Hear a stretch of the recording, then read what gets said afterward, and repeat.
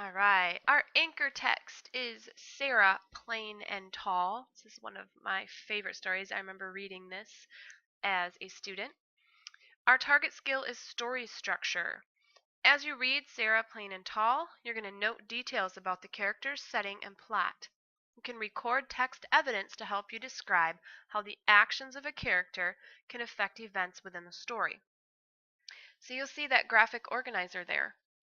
And that, as you read, if you fill that out and use it like a story map, you can help you see how characters and events are connected.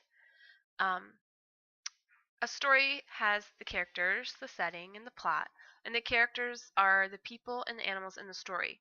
The setting is the time and the place, and the plot includes a problem the characters face, the sequence of events that happen as characters try to solve the problem, and then how the problem is solved in the end. Now, a character's actions, or what they do, can certainly affect or change events in a story. Noting how actions affect other characters and events will really help you to understand the story. And that's why a graphic organizer like this one would be very helpful as you read. Our target strategy is to monitor and clarify. As you read, monitor or think about whether you understand what you're reading. If there's something you do not understand, find a way to clarify it or to make it clear. So, a good strategy to use while you're reading is to monitor or pay attention to the story to make sure you understand what's happening. Now, one way to clarify or make something clear is to reread a section of text and think about the sequence of events and what the characters do. You can also continue reading to see if you can learn more about the characters and events that might help with your understanding. Let's preview the topic. Pioneer life. The pioneers were brave, independent people who left their homes in cities, villages, and farms in the east to move to the west. The western lands were mostly unknown. There were no roads to guide new settlers and no towns to welcome them. The pioneers risked great danger to move to the west. Once they found a place to settle, they had to be self-sufficient. They lived far from towns and from other settlers. Their courage is a quality that Americans still celebrate today. In Sarah, Plain and Tall, you'll read about the changes that one of these pioneer families faces. The anchor text can be found on page 206 in your student book. You can also read more about the author, Patricia McLachlan, if you would like to see and read more about her. It reviews the target skill. You see that graphic organizer that we looked at, identifying the character, setting, and plot, and think about how each of the characters' actions affect the story. Our genre is historical fiction. This is a story that is set in the past. You may see a setting that is in real time or a place in the past. You have realistic characters and events in historical fiction, and you will see details that show that the story took place in the past. If you look at the bottom of page 207, you see the essential question. What was life on the prairie like for pioneers? Well, to answer that question, and before we read, we would need to make a prediction of what we think this story is going to be about. We have a little bit of background knowing the genre and doing the preview of the topic, but we need to preview the text looking at the illustrations and the headings, anything that you can see as you look through this story. So that's what I'd like you to do. I would like you to preview the story. Starts on page 207 and it finishes up on page 221. Just take a walk through, look at illustrations and any captions or headings, and make your prediction about what the story is about. Once you're done with that, you're going to also set your purpose. Okay, good readers set a purpose for reading based on their preview of the story and then what they know about the genre and about what they want to learn. So go ahead and pause the video to preview the story and to set your purpose for reading. Join me when you're done with that.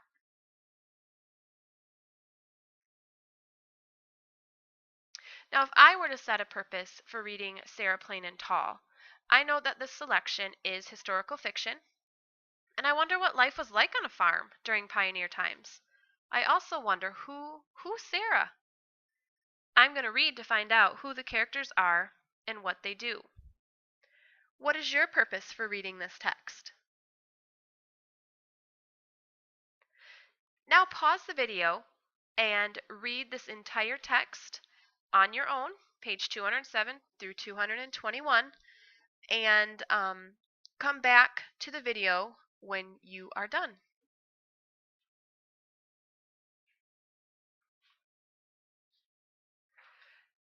Now that you've read Sarah Plain and Tall, we're going to think through the text. I'm going to ask you questions, and I'd like you to pause the video and discuss your answers with your learning adult and really think about what you just read. So on page 209, what will it take a day for Papa to get Sarah? Oh, why, sorry, will it take a day for Papa to get Sarah and bring her back? Why is it going to take so long?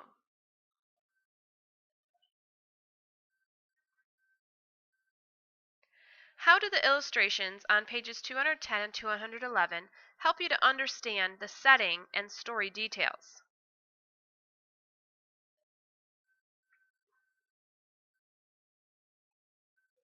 Now take a closer look.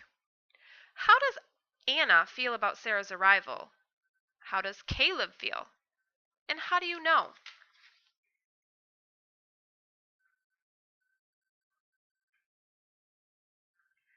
What do the characters think about where Seal will live on the farm? What do you think? How does Caleb's question, "Did you bring some sea?" affect Sarah, and what happens next?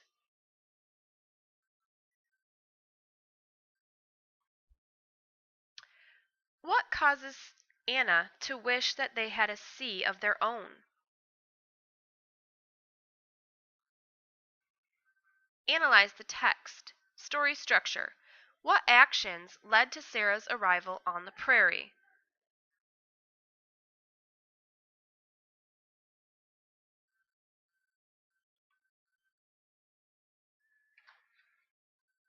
How do you think Sarah feels about living at the farm? Analyze the text. Point of view. What does Anna think of Sarah so far? And do you have the same point of view?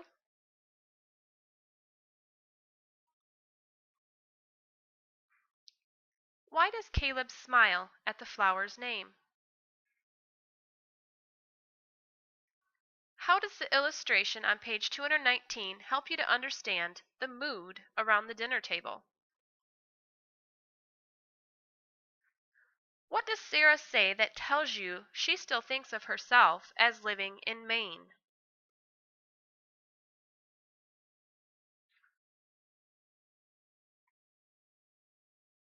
What might Sarah mean when she says later? And how does this compare to what Caleb thinks she means? What do you think Sarah means? What effect does Sarah's song have on the family?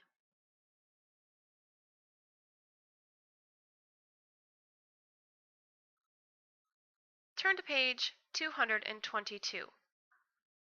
Now that you've just read Sarah Plain and Tall, a historical fiction story about a pioneer family, we're going to look at the story structure. It says historical fiction stories like Sarah Plain and Tall have a story structure. The structure is made up of characters, a setting, and a plot. Many of the events in the plot happen as a result of each character's actions. These actions in turn affect what happens next. They're asking us to look back at pages 213 to 214 in our text. When Sarah arrives, she brings gifts from the sea in Maine. How does this action affect the other characters? Read for text evidence to help you describe how this affects events later in the story.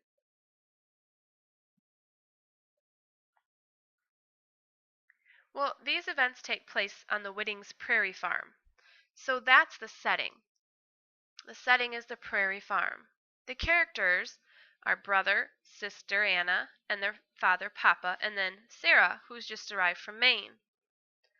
Sarah's actions make Anna and Caleb think that she is nice, but that she might already miss her seaside home in Maine.